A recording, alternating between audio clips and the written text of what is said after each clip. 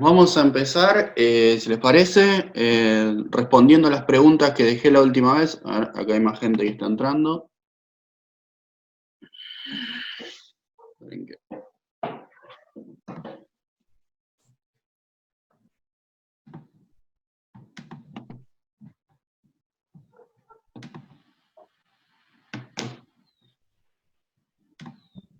Bárbaro. Hola.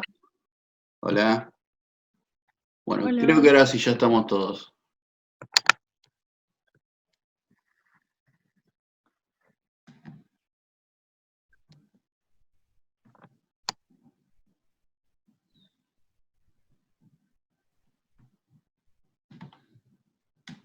Bueno, les decía, vamos a empezar ahora retomando las preguntas que les dejé la última vez.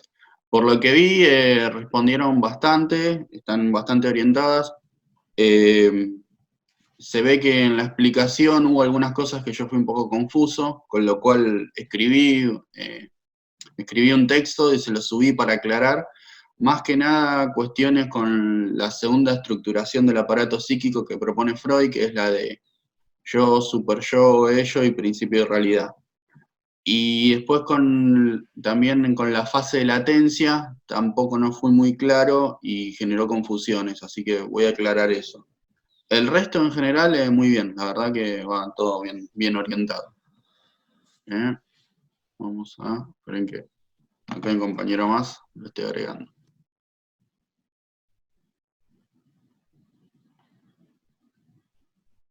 Bárbaro. Bueno, con respecto a la primera pregunta que era explique la afirmación, el yo vive en conflicto constante entre sus deseos, lo que debe hacer y lo que puede hacer. Para hacerlo, relaciónelo con los conceptos de ello, super yo y principio de realidad. ¿Alguien me puede contestar algo sobre eso? No veo las caras, así que me es difícil interactuar. Ahí estoy buscando el... Perdón, Sí, no, yo no también escuché estoy bien. para buscando el poder... archivo. Puedo leer mi respuesta. Me trabo el Puede wifi. ser. No sé si me escuchan. Hola. En líneas generales no hace falta que lo lean, No lo escucho armamos nada. entre todos.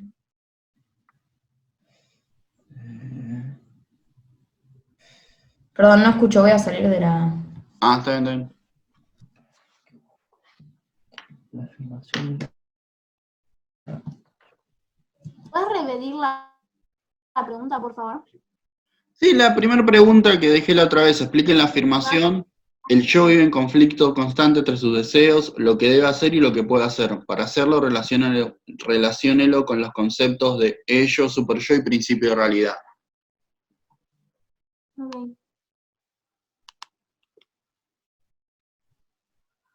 Acá lo tengo, es bastante larga igual.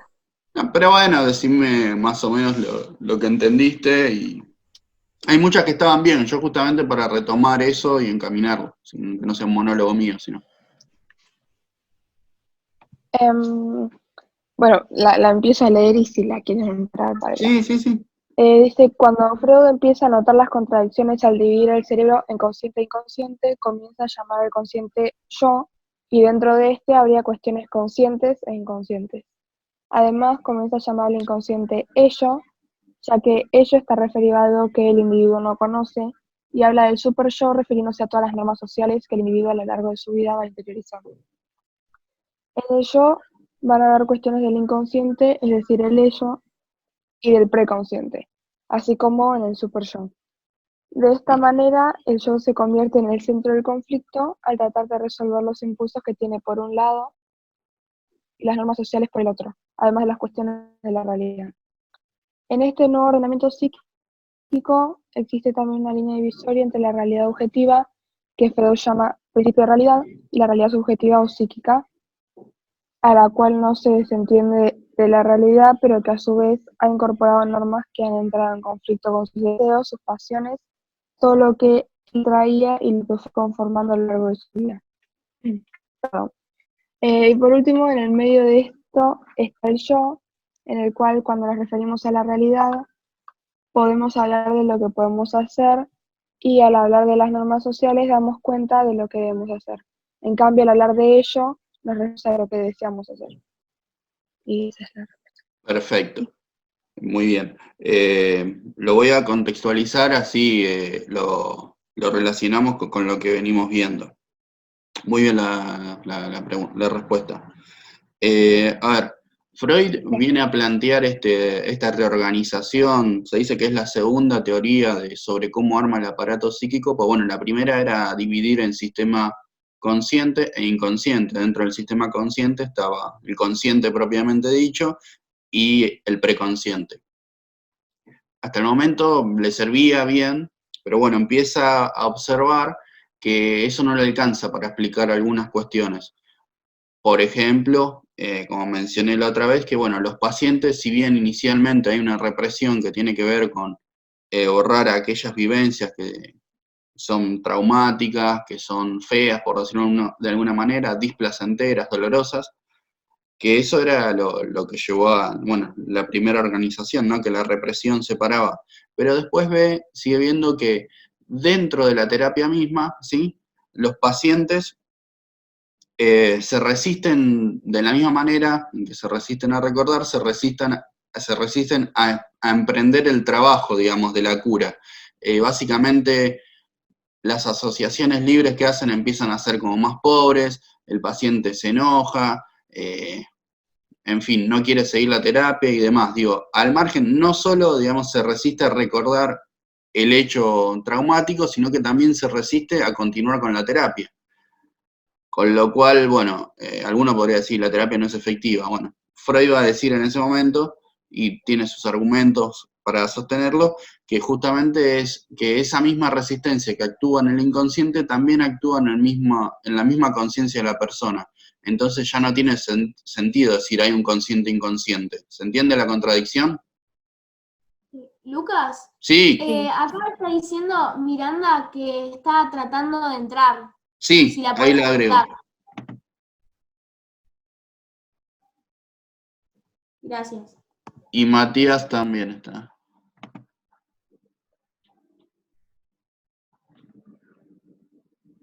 Bueno. Ahí está, perdón. Perdón, gracias. No, está bien. Estaba diciendo, no sé si me siguieron, ¿se entendió? Sí, se entendió.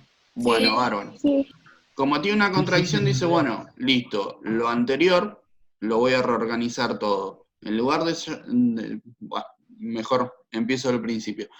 Lo va a reorganizar, y como dice, bueno, si desde el principio y desde que nacemos somos todos impulsos, ¿se acuerdan? Por los instintos que después se va a ir separando en pulsiones específicas que son de la sexualidad, pero dice, de entrada, cuando nacemos somos todos pulsiones, todos impulsos, todo pasiones, va a decir él. Como le pasa a cualquier niño que, bueno, quiere algo, llora, digamos, no se reprime en nada, hace exactamente lo que siente. A ver, tengo una compañera, está agregando. Gradualmente las normas sociales vamos a empezar a renunciar a ciertos comportamientos y nos van a ir acomodando, digamos, nos vamos a ir acomodando a la realidad. Ahora, entonces una parte de todo eso que son impulsos y que Freud inicialmente lo llama ello, justamente todo ello aquello, digamos, que el sujeto desconoce pero que lo motiva todo el tiempo. El niño, si le preguntás, ¿y qué te motiva? La verdad, no te va a contestar, básicamente porque no tiene la capacidad intelectual para hacerlo, pero a su vez tampoco lo puede expresar en palabras y demás, simplemente se comporta como si fuera una pasión, como si fuera apasionado. Bueno, a partir de eso hay una parte, digamos, de la mente que se va a ir adaptando a la realidad. A esa parte la llama yo, que tiene que ver con la percepción, con los 5 sentidos y con incorporarse a una realidad que, digamos, evitar peligros. Así que a partir de ahí, bueno, dice, dentro del ello hay una parte que se empieza a diferenciar y se llama yo, que tiene que ver con la supervivencia, básicamente. No podemos estar todo el tiempo haciendo lo que queremos, básicamente podemos entrar en conflicto con otra persona y eso nos puede generar un peligro, nos pueden atacar y básicamente nos pueden matar. Dicho de eso de una manera, o si no, también podemos cometer conductas imprudentes. Yo tengo ganas de ir y saltar y salto de un primer piso y me mato, ¿qué hago? Bueno, básicamente va a haber una instancia psíquica que se llama yo, que tiene que ver con adaptarse a la realidad. Se va a regir por el principio de realidad. Con lo cual, va a haber inicialmente una confrontación entre todos los impulsos del ello, todos los deseos y y una parte, digamos, de la mente que se rebela contra esto, o por lo menos, no que se revela, pero trata de postergarlo para realizarlo en el momento adecuado. Lo mismo, si yo quiero saltar acá, bueno, no voy a saltar de un primer piso, iré afuera al piso y saltaré, haré gimnasia ahí, digamos, en un lugar donde no corra peligro. Con lo cual, el yo trata de aplazar los impulsos del ello, postergarlos para que se puedan realizar de una manera acorde a la realidad. ¿Sí? Lo mismo con saltar, con jugar a la pelota o con cualquier cosa. Incluso cuando uno puede sentir impulsos amorosos, los que popularmente se conocen como tal, bueno, tengo que respetar, hay un otro que elige y demás, con lo cual vivo en sociedad y tengo que respetar la voluntad de la otra persona. No puedo ir y tomarla por fuerza, ¿sí? Por más que tenga el impulso en ese momento. Con lo cual, el ello y el yo van a ir formando parte del aparato psíquico, y a esto se le agrega un tercer componente, que es el super yo, ¿sí? Que se va a ir desarrollando desde la niñez, y más que nada va a estar bastante formado, o por lo menos las bases, ¿sí? A partir de los 5 años más o menos, con el complejo de Edipo. Bueno, el super yo tiene que ver con todas las normas, ¿sí? Que interiorizamos, ¿sí? Con nuestros deberes, por decirlo de alguna manera, nuestros imperativos morales, qué es lo que se debe hacer. Yo lo planteo, y algunos autores también, no muchos, pero lo planteamos generalmente con el verbo, que tiene que ver con las acciones que se realizan. Por eso digo que en el super yo tiene que ver con los deberes, ¿sí? El yo tiene que ver con lo que podemos hacer efectivamente en la realidad, ¿sí? Y el ello con lo que deseamos hacer. Por eso vamos a estar entonces, digamos, resumiendo, la idea es que nuestros deseos, ¿sí? Van a tener que ajustarse a las normas sociales, ¿sí? Y a la realidad. No pueden violarlas, no pueden ir por encima. Con lo cual nuestro yo va a estar en conflicto entre lo que deseamos hacer, entre lo que debemos hacer y entre lo que efectivamente podemos hacer. Yo hice un breve escrito que lo explicaba con algo muy simple como cruzar la calle, no sé si lo llegaron a leer. ¿Alguien lo leyó? El ¿Hace PDF cuánto que del está? Super Yo. Lo subí el otro día después de la clase, creo que el mismo día o el otro día. Está ahí en el modo. Ah, o sea, no Creo que eso. sí, sí. Bueno, Puede ser que se haya básicamente lo mezclado. que digo, un ejemplo trivial de, por ejemplo, ir y cruzar la calle. A mí, resumiéndolo mucho y por ahí con alguna imprecisión, pero yo sé que para cruzar la calle debo mirar el semáforo, digamos. Puedo hacerlo o no, pero debo hacerlo. Con lo cual ahí ya tenemos dos dimensiones. Ahora bien, puede ser que yo igual de todas maneras tenga el impulso y quiero cruzar ya, pues estoy apurado, pues tengo ganas o por lo que sea. Con lo cual obedezco a mi impulso, no hago lo que debo hacer, cruzo la calle, ¿sí? Y realmente puedo hacerlo porque no hay nadie que me bloquee el paso. Distinto es si, aunque yo tenga el impulso y no miro el semáforo, hay un vehículo o lo que sea que me bloquea el paso. Por más que yo tengo el deseo de hacerlo, violo la norma, digamos, mis deberes, pero en la realidad efectiva no lo puedo hacer porque tengo un objeto físico ahí que me impide hacerlo. Lo importante de esto es no que se acuerden los ejemplos, sino que interactúan todo el tiempo estas tres dimensiones. Lo que debo hacer, lo que puedo hacer, ¿sí? Y mis deseos. Básicamente eso. ¿Se entiende eso? Sí. Sí, se Sí. entiende. Soy redundante por ahí con eso porque es lo que quiero que se queden de esta estructuración psíquica de Freud.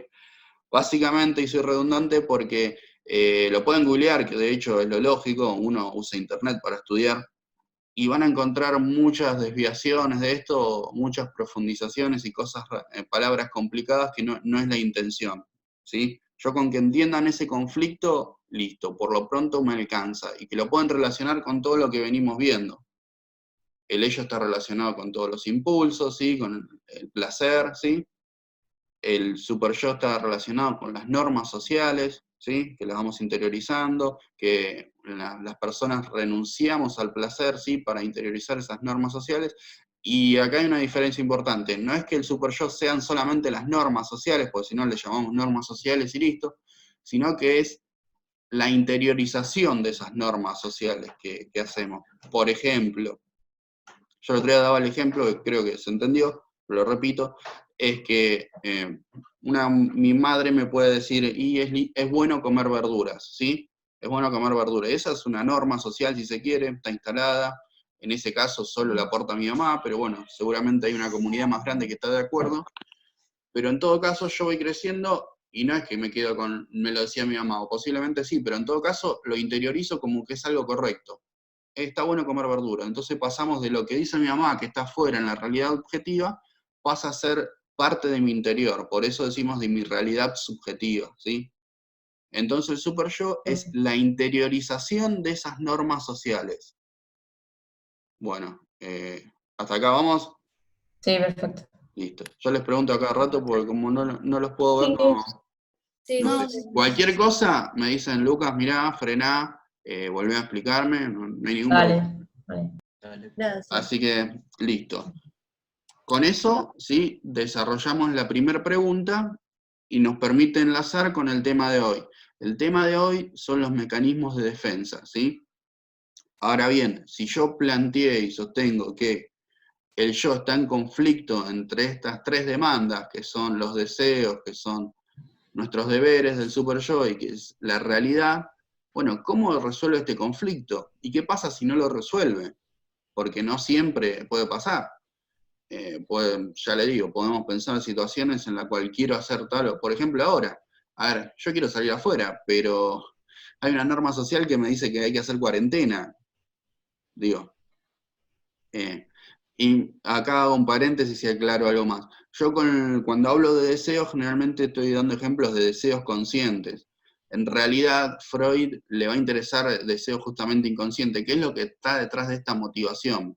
Por ejemplo, yo en el texto que escribí del semáforo digo, bueno, quiero cruzar la calle, ¿sí? Porque llego tarde a una reunión, ¿sí? O no cruzo la calle porque, no sé, quiero cruzar en la esquina. Pero bueno, ¿qué está detrás de eso? Supongamos, y esto es un ejemplo hipotético, no es que lo podemos hacer afirmar a partir de un comportamiento nomás, pero supongamos que yo sigo el ejemplo de que, bueno, no miro el semáforo y cruzo de uno. Y está un amigo al lado mío y me dice, che, pero ¿por qué no cruzás? Y yo le digo, no, porque si de todas maneras esto no funciona, pasan accidentes igual, y agarro y cruzo igual. Y mi amigo que me conoce hace rato me va a decir, vos siempre lo mismo, no cumplís las reglas, ¿te pensás que para vos no aplican? ¿Sí? Básicamente, lo que me dice mi amigo la segunda vez es lo que vendría a decir Freud.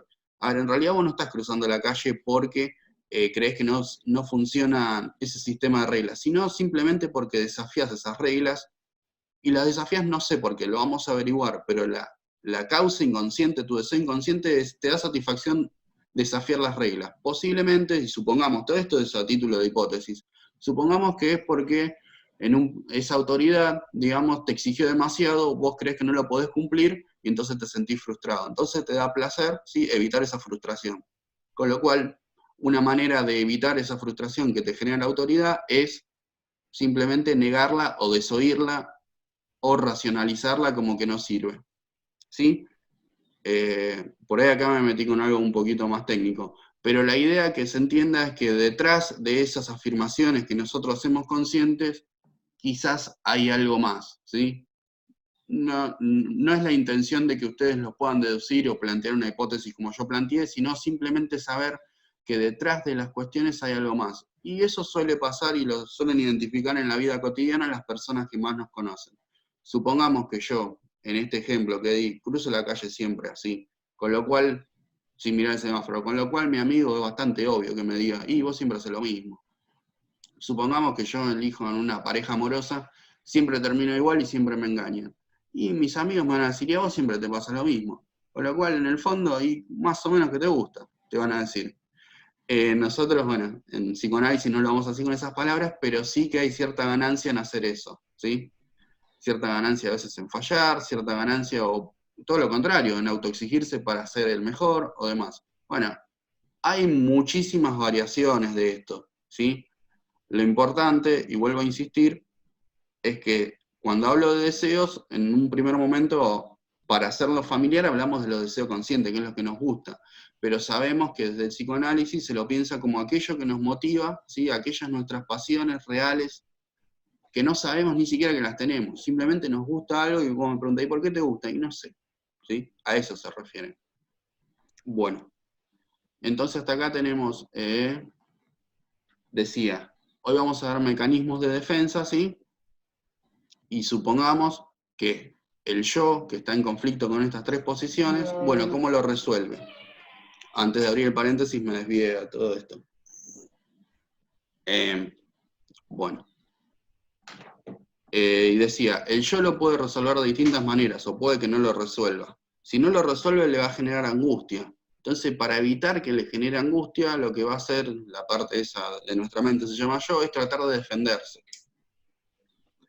¿Cómo se defiende? Una manera, que ya la vimos, es reprimiendo. ¿Sí? Ese sería un mecanismo de defensa. Que tiene que ver con aquello que no nos gusta, digamos, o que nos genera displacer, simplemente lo expulsamos de la conciencia, lo expulsamos del yo, si se quiere, si no lo recordamos, básicamente. Por ejemplo, yo les di en su momento el ejemplo de la conferencia, pero bueno, un ejemplo más fácil, no sé, de chico, supongamos que robé algo. Después crecí, me di cuenta que estaba mal, la verdad me genera vergüenza eso, y me olvido, la verdad me olvido, no me acuerdo de esas cosas. No tiene que ser algo demasiado traumático, simplemente saber, y que en general nos pasa, nosotros cuando nos acordamos de nuestras vivencias de chicos, generalmente nos acordamos las cosas más lindas, las placenteras. Las displacenteras generalmente las olvidamos. Eso está comprobado, y bueno, y sucede, y básicamente ustedes se pueden acordar, y generalmente se van a acordar cosas más lindas que feas. No significa que no se van a acordar nada feo, pero hay una preferencia por acordarse lo más lindo. Bueno, una manera sería la represión. Acá los voy a enumerar, son unos cuantos. De todas maneras lo tienen en un archivo, ¿sí? Que yo se los pasé, que está en la segunda unidad, tiene el número 4 puesto. Ahora se los voy a compartir acá para que lo vean. ¿Cómo envío? Compartir pantalla.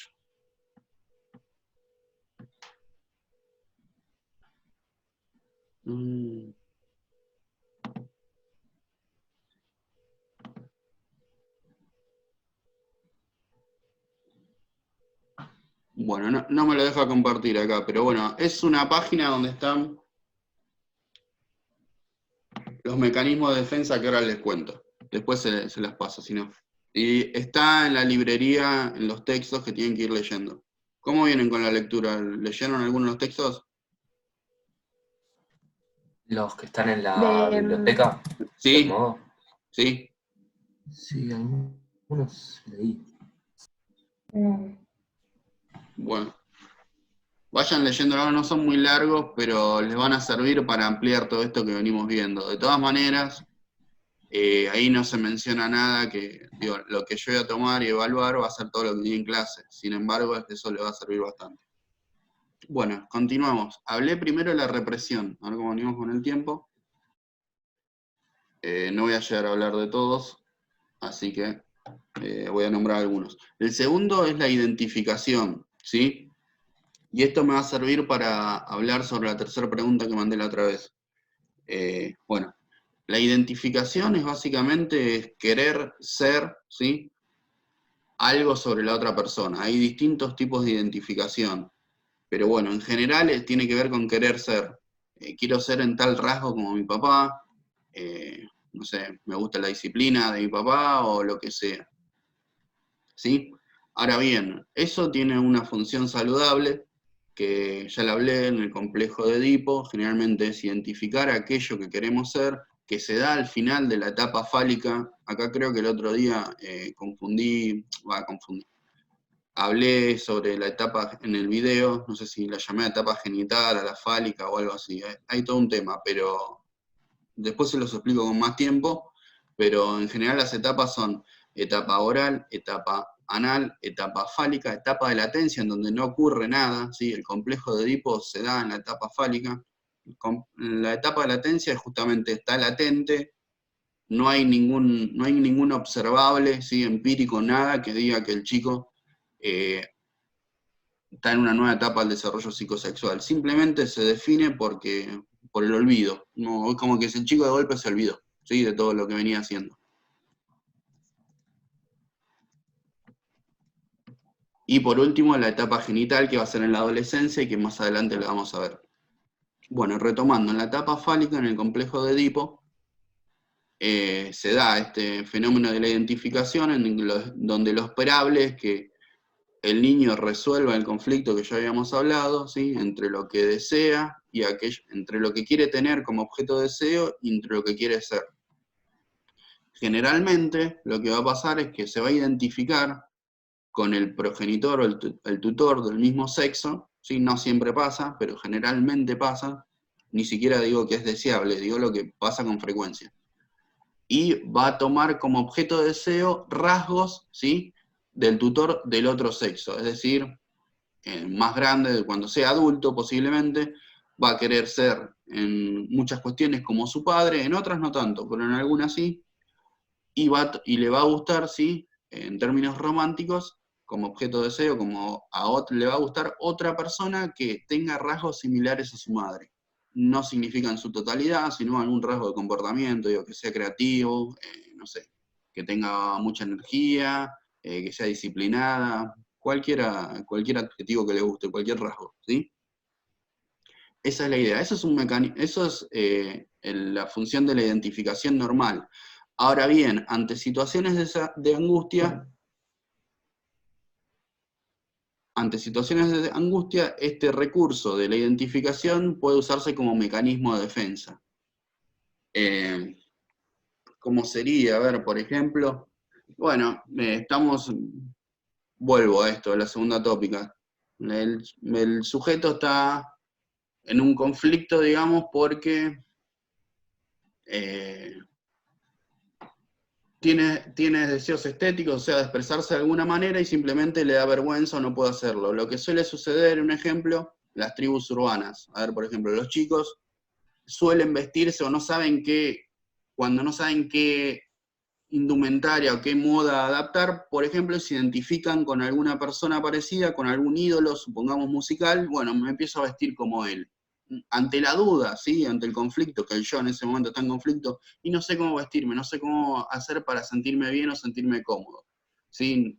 No sé cómo resolver esto entre lo que quiero, lo que deseo ser, entre lo que la sociedad me dice que sea, y entre lo que efectivamente puedo hacer. Entonces, ¿cómo lo resuelvo? Y me identifico, por ejemplo, con la manera de vestir de mi cantante preferido, o de una tribu urbana preferida, o lo que sea, ¿sí?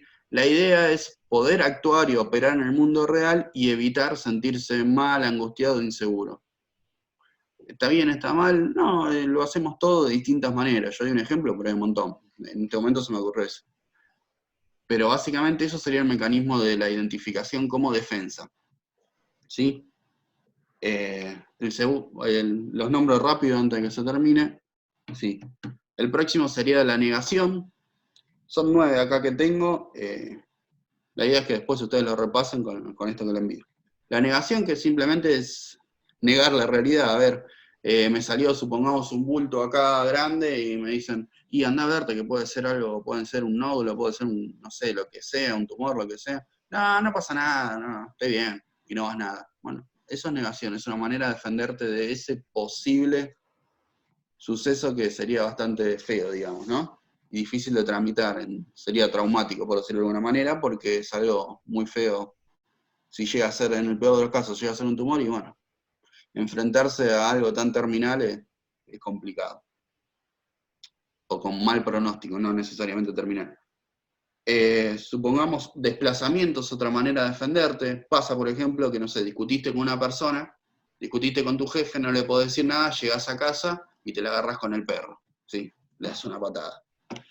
No es lo más lindo, no es lo que digo que pase, suele pasar, de hecho, conozco casos que pasa, pero bueno, básicamente es eso, desplazar, ¿sí? Tu ira o tu impulso en ese momento hacia otra persona.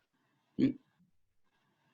Porque si lo hacías con el jefe, en la realidad te iba a echar tu jefe, así que no estaba bueno. ¿Qué más? Regresión es una manera de regresar a momentos previos en donde, a lo largo de tu vida, en donde eras más feliz, por decirlo de una manera, donde era placentero. No suele pasar, creo en algún momento lo hablamos, pero, a ver, por ejemplo, estoy estresado porque, no sé, tengo un parcial, ¿sí? Me tengo que poner a estudiar. La verdad, eso no lo quiero hacer en este momento. Entonces, ¿qué hago? Y agarro y me pongo a mirar una novela de cuando era chico, o me pongo a mirar los dibujitos animados, o me pongo a jugar al Sega, al Family. Bueno, en mi tiempo, cuando era chico, jugábamos a eso. Ahora tienen PlayStation y muchas cosas más. Pero básicamente es, en lugar de adoptar la conducta más adaptada a la realidad, volvemos a una conducta que nos genera placer. Y de esa manera yo resuelvo el conflicto. No es que vamos a dejar de dar el parcial, pero simplemente no nos estamos preparando como debemos, porque estamos haciendo otra cosa. Es un tiro y afloje. Bueno, ¿hasta acá me siguen? Sí. Sí. Bueno, Sí. y Sí. acá vamos a cortar, ¿sí? Porque ya no da el Dale. tiempo. El viernes le voy a enviar el parcial, que como les anticipé va a ser domiciliario, tienen que analizar, ¿sí? A partir de ¿Perdón, todo qué lo que... día? El viernes lo voy a enviar, porque es el mismo para la otra comisión, para el otro cuarto, ¿sí? Entonces así ya lo tienen todos al mismo tiempo y lo entregan el otro viernes, ¿sí? A ver. Perfecto. Bueno, estaría Ok. bueno si pueden en la próxima clase que hagamos un rato también de Zoom. Yo les voy a subir el video, como siempre subo los jueves, y también vamos a hacer un poco de Zoom, así les explico el parcial. O sea, en el horario de inicio de la clase, 30 o 40 minutos. ¿Están? Ok. Dale. Después igual se los posteo también. Así que bueno, por hoy estamos hasta acá. Cualquier cosa me escriben, lean lo que tienen para leer. En general los textos que di, hay uno que es más general de toda la unidad y después hay otros más específicos. Así que vayan viendo, aunque sea los generales, lean para tener una idea general, digamos. Cualquier cosa me consultan. Bueno, Dale, nos gracias. vemos. Chao.